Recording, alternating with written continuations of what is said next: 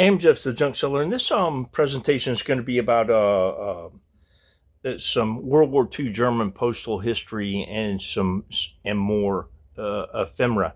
Um, when I was leaving Buffalo Gap, I ended up stopping in at Fairfield, Texas. A friend of mine was helping his friend at her shop, getting ready for the market at Warrenton and Round Top. If you've never looked into that, you might want to. It's probably the largest market in the country. I hear that Brimfield may rival it.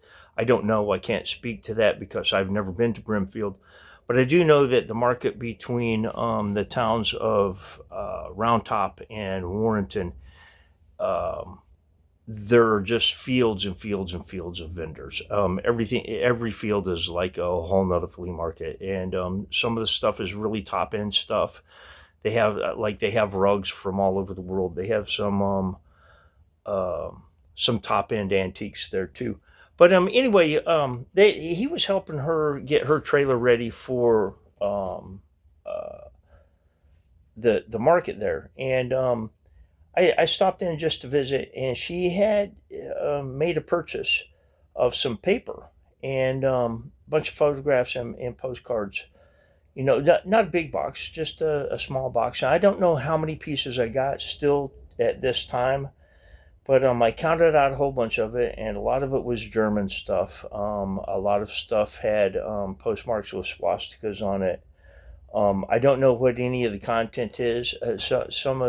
I'll try Google translate on some of the stuff. That was a wild time in history, and a lot of times the content on these postcards and these letters can be really important. But they were being sent from Germany, a lot of them to Wisconsin and the states. I'll have pictures of all that stuff. But she had bought this lot at an auction. There's a little auction in the place out there by her somewhere in their surrounding area. I did People guard that kind of information jealously, and I wasn't going to press her for it. But it was a local auction, and she bought this box of stuff. After I made her an offer on the stuff that I wanted, I offered her $60 based on a couple of Nazi what I believe are passports. I'm going to do some more research on that and find out by the time I post this. But there were 60. I felt like there were a handful of pieces that I could definitely get $60 for, and I took the rest as potential profit.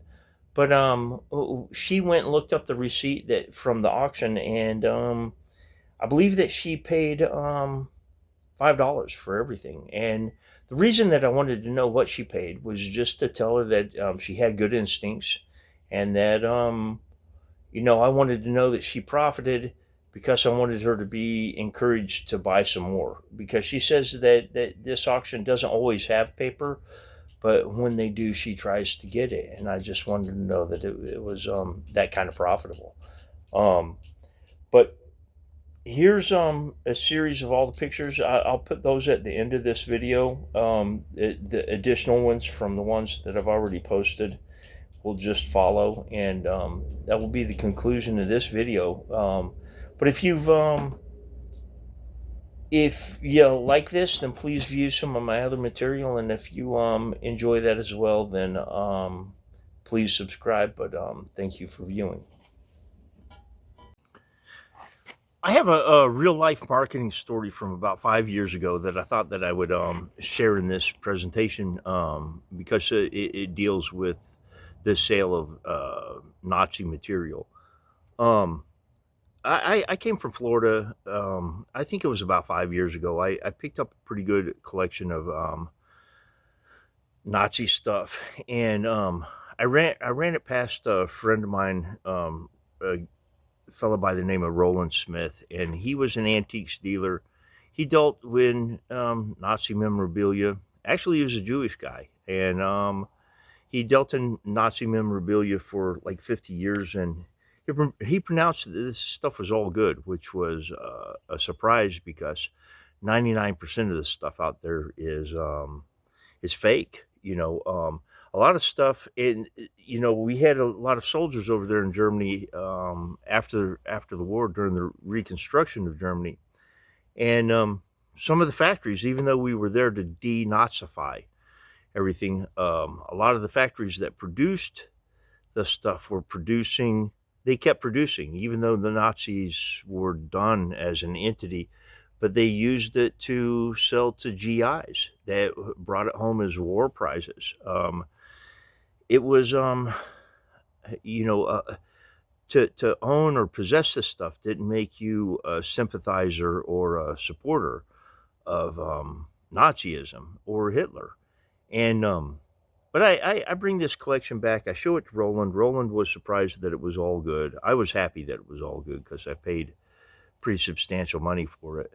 Um, but a young girl came along, and I had it set up at. I was set up at Canton, and a lot of people would see that stuff in the case, and they just turn around and leave. But I was selling the stuff anyway, and there was a young girl that came, and she was just enamored with this stuff, and she's a beautiful little girl. I think she's probably 9 or 10 years old.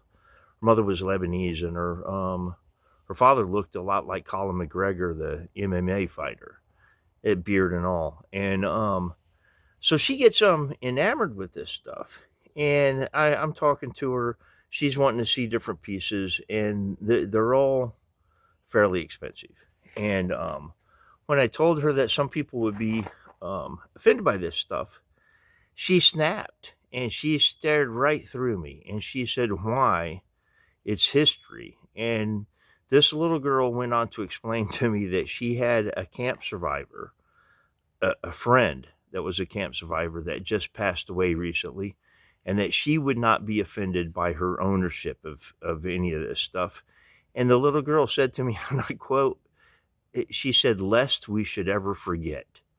And it still sends chills through me, because this was a little 9 or 10-year-old girl that was giving me the lecture that I should have been giving her. And she ended up, we found a patch that she really wanted. I gave her a very good price on it. I think had it marked $55. I told her I could sell it to her for 40. I think that's what I had in it. And she looked at her dad, and it's almost like they were communicating without saying anything. And her dad asked her how much money she had at home, and she said $27. And he turned and looked at me and said, give her the patch." And I gave her the patch. But this little girl spent 27 of her own dollars. Who knows? She may have had to pay him the full 40. I don't know when she got home, but she cared enough about having this. It's just an artifact, a remnant of a very bad time in history, and it's important to hold this stuff. It's important to know that this actually existed, really. Um, but I told her father, I said, the fantastic thing about that girl is, as pretty as she is, she's going to drag 20 young boys into studying history just so that they have something to talk to her about. But she was not a sympathizer. She was not a supporter. In fact, she knew the horrors of it as a very young kid. She knew the horrors of the Second World War better than anybody, and she wanted to own this thing, even though it had a swastika on it. And I think that it's important for people to know that there are some people that just